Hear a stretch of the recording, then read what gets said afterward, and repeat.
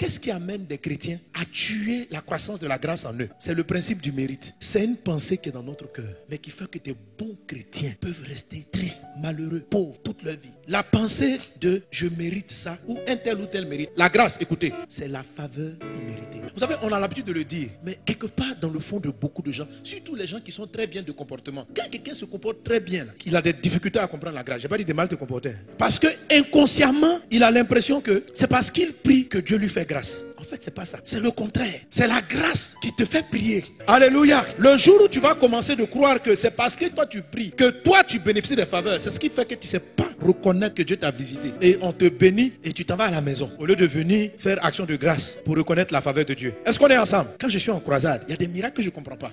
Avec Total. Depuis combien de temps? 40 ans. Et qu'est-ce qui s'est passé? Elle me dit qu'elle voit bien maintenant. Est-ce qu'elle me voit? Oui, elle vous voit. Maman, viens, tout. Oh mon Dieu, tu es bon comme toi.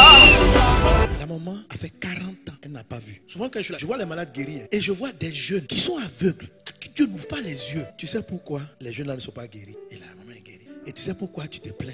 Les jeunes même là, en priant, et toi-même en priant, tu ne comprends pas la grâce. Tu te dis dans ton esprit que le jeune mérite plus. Tu vois le mot mériter? Il mérite d'être guéri par rapport à celle-là. Et en fait, quand on dit mérite là, c'est-à-dire il est digne. Personne n'est digne d'être guéri. Mais entre les deux, la vieille et le jeune. Et puis Dieu m'explique, il dit, tu vois, c'est cette pensée-là qui fait que les jeunes ne sont pas guéris. Parce que inconsciemment, ils se disent qu'ils sont jeunes. Dieu ne peut pas les laisser comme ça. S'il est venu pour guérir les malades là, il leur doit. Or, en fait, la grâce là, il ne te doit rien. C'est-à-dire, il se lève, il regarde à gauche, il regarde à droite, et puis il te choisit toi. On lui demande pourquoi.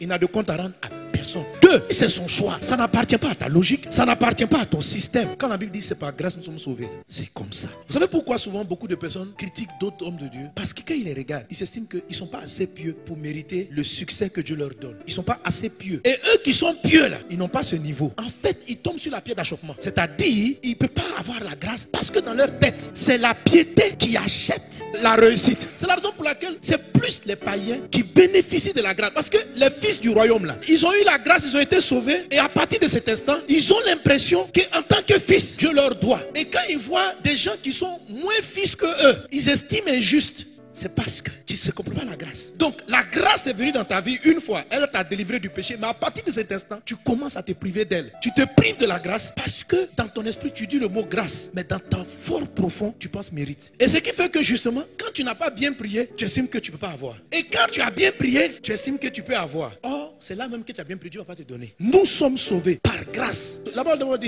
il dit, mais vous là-haut, je ne comprends pas.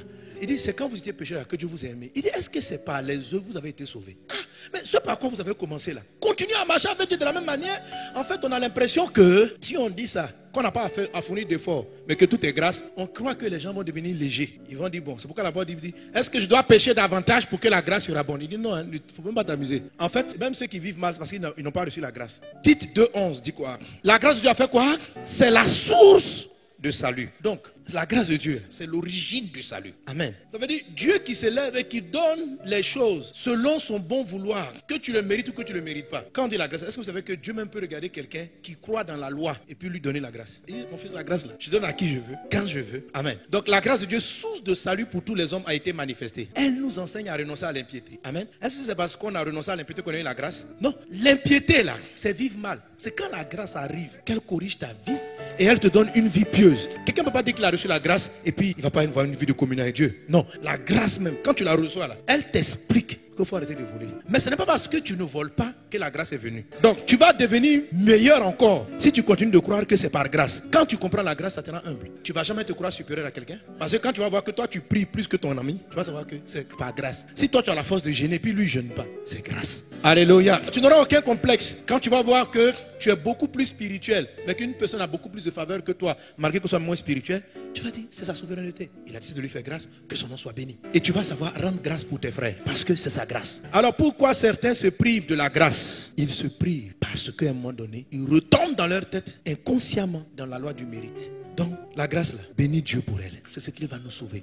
C'est par la grâce, l'abondance de la grâce que tu vas régner. C'est l'abondance de la grâce qui va te donner la sagesse, qui va te donner l'intelligence. C'est l'abondance de la grâce qui prend quelqu'un de la poussière et qui l'élève sans que la personne ait fait quoi que ce soit, qu'elle mérite quoi que ce soit. La bonne attitude qui va venir, c'est l'action de la grâce dans sa vie. Et cette bonne attitude n'achète pas la grâce. C'est la grâce qui a produit de tels effets. Et je vous avais donné l'exemple de Noé. La Bible dit, Noé a trouvé grâce devant Dieu. Et il est dit, Noé était un homme intègre. Et je vous ai expliqué la dernière fois que c'est pas parce que Noé marchait avec Dieu qu'il a obtenu grâce. C'est parce qu'il a obtenu la grâce que Dieu l'a rendu capable d'être intègre. Sinon, à son époque-là, tout le monde était mauvais. C'est pourquoi quand vous lisez l'histoire de Noé, vous avez des problèmes de voir que, mais le monsieur là, c'est l'homme que Dieu trouve le plus intègre. Et puis, il a bu jusqu'à aller se déshabiller. C'était une faiblesse. Dieu l'en a délivré. Mais il faut savoir que c'est pas que Noé était le meilleur. C'est la grâce qui l'a rendu le meilleur sur le plan comportemental. Et non le comportement qui a fait que Dieu l'a localisé. Pour dire, toi tu es pieux, hein? Je t'envoie la grâce. Si tu es pieux et qu'on t'envoie la grâce n'est plus une grâce. Ça devient un salaire. C'est une récompense de ta piété. Ce n'est plus une grâce.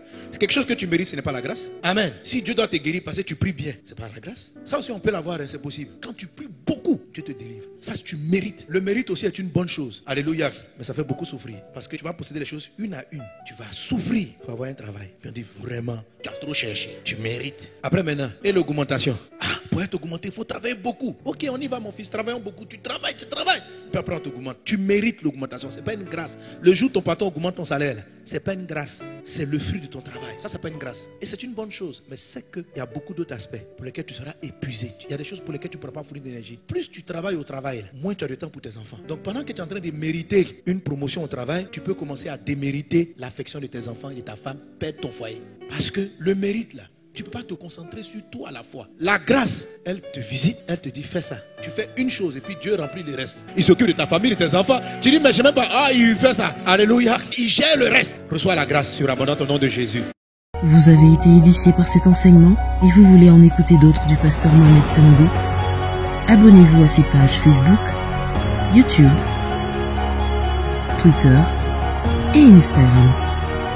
Ou allez sur la page Facebook de Librairie d'Honneur où vous trouverez ses ouvrages et encore plus d'enseignements. Que Dieu vous bénisse.